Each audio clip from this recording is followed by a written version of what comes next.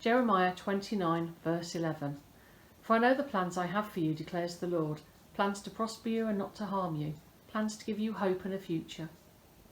Throughout the Bible, we read about ordinary people's lives, their struggles and reliance on God.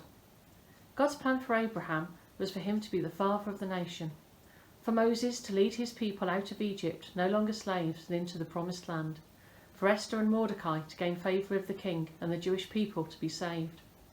God's plan for David, a shepherd boy with a huge faith in God, to defeat a giant, win further battles, and rule as king.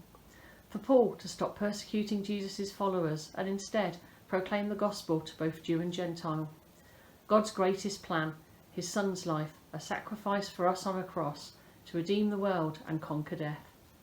In a documentary that I watched this week about Dr. Martin Luther King, Sir Trevor McDonald interviewed several people who knew him well.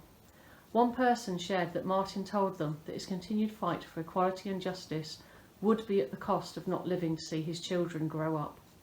He said what drove him was his belief that this was God's plan for his life. He was fully committed to walk this path with God, whatever the cost. Despite receiving threats on his life and having been stabbed, Martin remained determined to pursue his dream, a world where love conquered evil. This is what Martin said about his possible assassination just one night before it happened. Like anybody, I would like to live a long life. Longevity has its place, but I'm not concerned about that now. I just want to do God's will. And he's allowed me to go up to the mountain, and I've looked over, and I've seen the promised land. I may not get there with you, but I want you to know tonight that we, as a people, will get to the promised land. So I'm happy tonight. I'm not worried about anything. I'm not fearing any man. Mine eyes have seen the glory of the coming of the Lord. Thankfully, God's plans for most of us do not put our lives in immediate danger.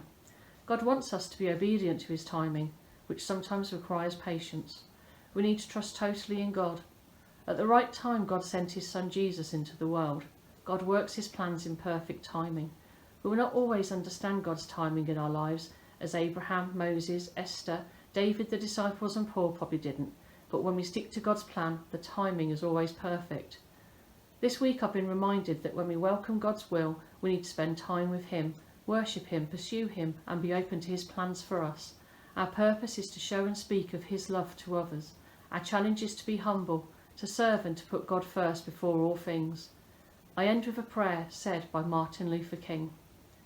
Use me, God.